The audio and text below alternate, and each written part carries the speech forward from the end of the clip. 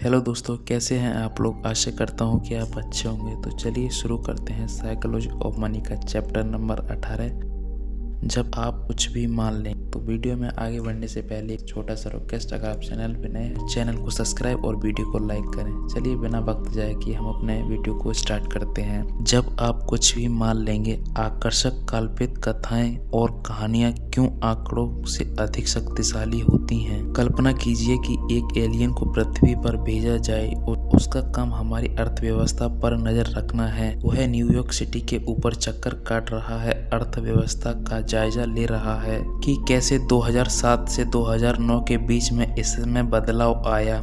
2007 की नए साल के पूर्व संध्या पर वह टाइम्स स्क्वायर के ऊपर मंडरा रहा था। वह हजारों की संख्या में प्रफुल्लित पार्टी मनाते लोगों को देखता है। वह 2009 के नए साल की पूर्व संध्या के टाइम्स स्क्वायर के पास आता है। वह हजारों की संख्या में प्रफुल्लित लोगों को पार्टी मनाते हुए देखता है। वह लगभग एक समान ही देखता है। वह अधिक अंतर नजर नहीं कर पाता। वह लगभग उसी संख्या में न्यूयॉर्क निवासियों को जमघट लगाए देखता है। वे लोग समान संख्या में ऑफिस की इमारतों से गिरे हैं, जिनमें समान संख्या में कंप्यूटर सहित डेस्क जो समान संख्या के इंटरनेट कनेक्शन से जुड़े हैं। शहर के बाहर वह समान संख्या में कारखानों और गोदाम देखते हैं जो समान हाईवे से जुड़े हैं और उन पर समान संख्या में ट्रक चल रहे हैं। वह ध्यान देता है कि तकनीकी में सुधार आया है। 2009 में हर कोई स्मार्टफोन लिए घूम रहा है। 2007 के अस्तित्व में नहीं देख पाया था। कंप्यूटर अब और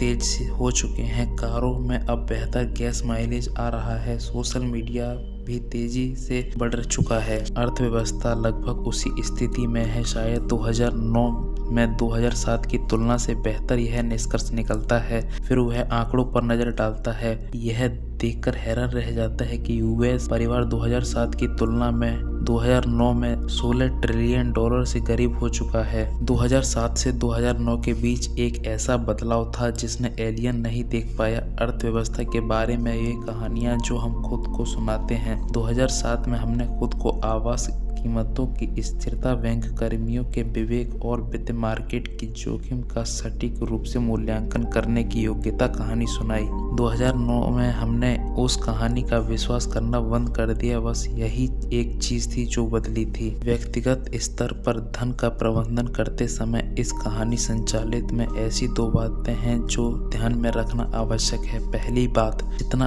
अधिक आप किसी बात के बारे में सच होता देखना चाहते हैं, आपके एक ऐसी कहानी पर विश्वास करने की उतनी ही संभावना बढ़ जाती है जो इसके सच होने के संयोगानुपात को वास्तविक से अधिक सच बताती हो। जीवन में ऐसी बहुत सी बातें हैं जिनमें हम लिए सच समझते हैं क्योंकि हम हर हाल में उन्हें सच होते देखना चाहते हैं। मैं इन बातों को आकर्षक काल्पनिक कथाएं बताता हूँ। संपत्ति को लेकर हमारी सोच को ये विशाल रूप से प्रभावित करती हैं, खासकर निवेश और अर्थव्यवस्था को। एक आकर्षक कल्पित कथा तब जन्म लेती है जब आप होशियार हों, आप समाधान निकालना चाहें, लेकिन आपको सीमित नियंत्रण और बड़े दाव का सामना करना पड़े। वे अत्यंत शक्तिशाली होते हैं।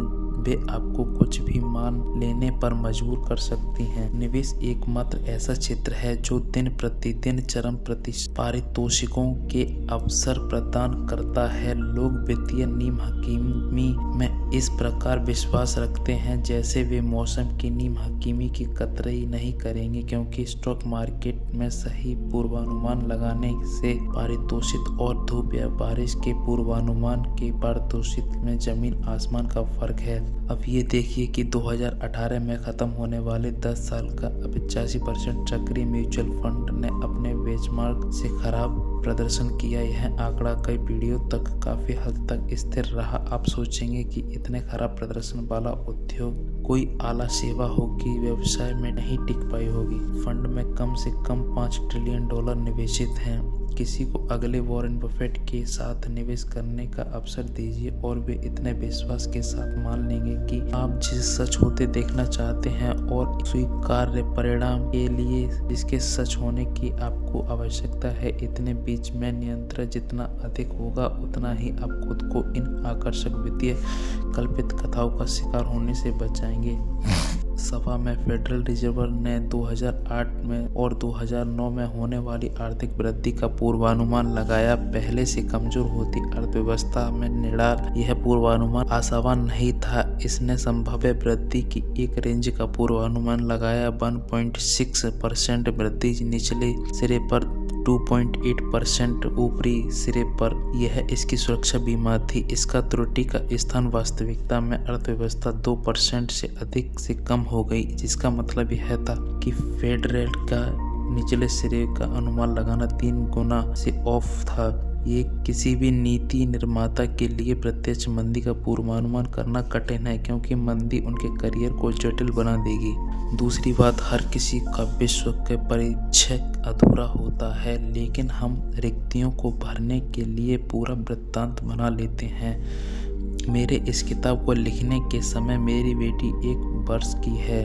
वह हर बात को लेकर जिज्ञासु है और बहुत जल्दी ही सीख जाती है। उसे बिल्कुल अंदाजा नहीं है कि उसके पिता हर सुबह काम पर क्यों जाते हैं। बिल, बजट, करियर, तरक्की, सेवानिवृत्ति के लिए बचत इत्यादि से वह पूर्णतः अज्ञात है। जरा कल्पना कीजिए कि उसे फेडरल रिजर्व रेट, व्युत्पन्न और नाफ्टा के बारे में समझाने की कोशिश किया जाए। यह असंभव होगा। जो भी वो देखती है वह उसके कुछ एक मानसिक प्रतिमानों में से किसी एक में फिट हो जाता है जो उसने सीखा है।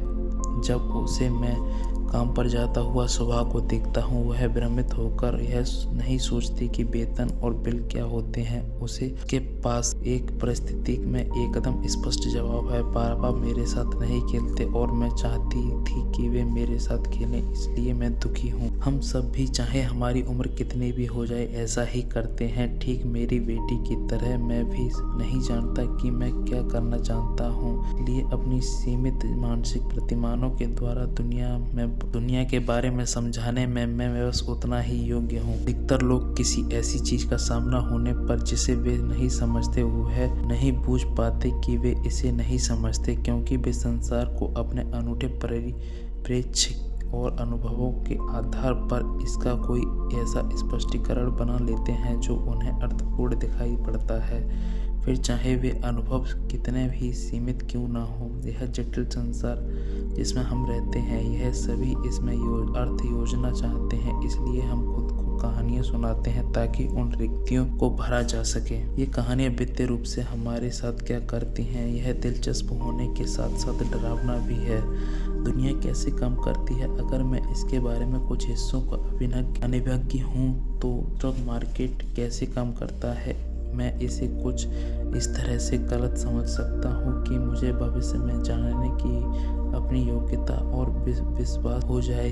स्टॉक मार्केट और अर्थव्यवस्था का पूर्वानुमान करना कठिन है, क्योंकि इसे पूरे संसार में आप भी हैं जो आपकी तरह सोचते हैं कि दुनिया कैसे चलती है। जब आप ऐसे कारणों से निर्णय लेते हैं जिन्हें मैं बूझ नहीं सकता और अंध रूप से ऐसा निर्णय लेने में आपका अनुकरण कर सकता हूं, जो आपके लिए भले ही ठीक ना हो लेकिन मेरे लिए विनाशकारी हो सकता है। इसी तरह जैसा हमने अध्याय 16 में देखा था, बबल निर्मित होते हैं। आप कितना ही कुछ जानते हैं, इस बात को मानने का मतलब यह मानना भी है कि दुनिया में होने वाला कितना कुछ भी है जो आपके नियंत्रण से बाहर है, और यह स्वीकार करना कठिन हो सकता है। मनोविज्ञान फिलिप टेटल ने एक बार कहा था, हमारे लिए यह मानना जरूरी है कि हम पूर्वानुमान के नियंत्रणीय संसार में रहते हैं, इसलिए हम आधिकारिक सुनाई देने वाले लोगों की ओर मुड़ जाते हैं जो इस जरूरत को पूरा करने का आश्वासन देते हैं। इस जरूरत को पूरा करना यह समझाने के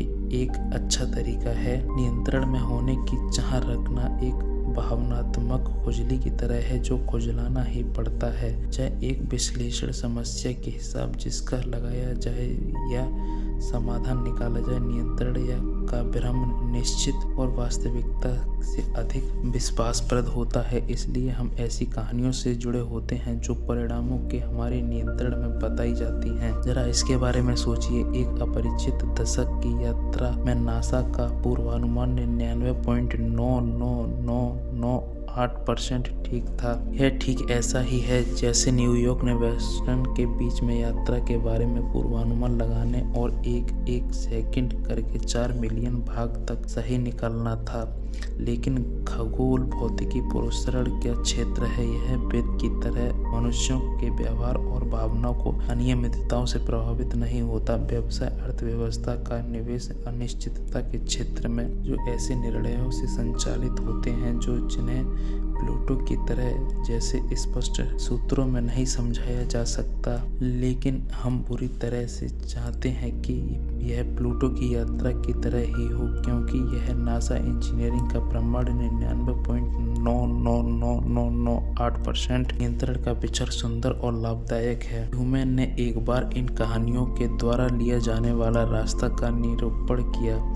योजना बनाते हुए हम बस इस पर ध्यान देते हैं कि हम क्या करना चाहते हैं और क्या कर सकते हैं। अन्यों की योजनाओं और कौशल को अनदेखा करते हैं जिनके निर्णय हमारे परिणामों को प्रभावित कर सकते हैं। अतीत का स्पष्टीकरण देते हुए और भविष्य का पूर्वानुमान लगाते हुए हम कौशल कारणीय भूमिका पर ध्यान केंद्रित करते हैं और भाग्य की भूमिका को अनदेखा कर देते हैं और उस पर ध्यान देते हैं जो हम जानते हैं और हम नहीं जानते उसे अनदेखा कर देते हैं, जो हमारी धारणाओं को अतिविश्वास बना देते हैं। कुछ हद तक हम सभी ऐसा करते हैं और ठीक मेरी बेटी की तरह यह हमें जरा परेशान नहीं करता। हम विचारहीन और भ्रमित होकर नहीं रहते। हमें यह सोचना पड़ता है कि हमारी जानकारी के अनुसार जिस संसार में हम रहते हैं वह अर्थपूर्ण है। अगर आपको ऐसा अनुभव हो तो हर सुबह बिस्तर से निकलना बहुत कठिन हो जाएगा। लेकिन पृथ्वी पर मंडराता हुआ एलियन का क्या? वही जिसे विश्वास है कि वह जो देखता है के आधार पर वह जानता है कि क्या हो रहा है, लेकिन बिल्कुल गलत सिद्ध होता है क्योंकि वह नहीं जान सकता कि अन्य लोगों के दिमाग में कौन सी कहानियां चल रही हैं। वह हम सब हैं, अब सब साथ में, जो कि हम पढ़ेंगे चैप्टर नंबर 19 में, यानी कि कल। तब तक के लिए bye, good bye, take care. और जाते जाते चैनल को सब्सक्राइब, वीडियो को लाइक करना ना भूलें। वीडियो में जहाँ कहीं भी डाउट हो तो प्लीज़ कमेंट करें, श्योरली मैं आपकी कमेंट का रिप्लाई करूँगा। तब तक के लिए बाय, टेक केयर।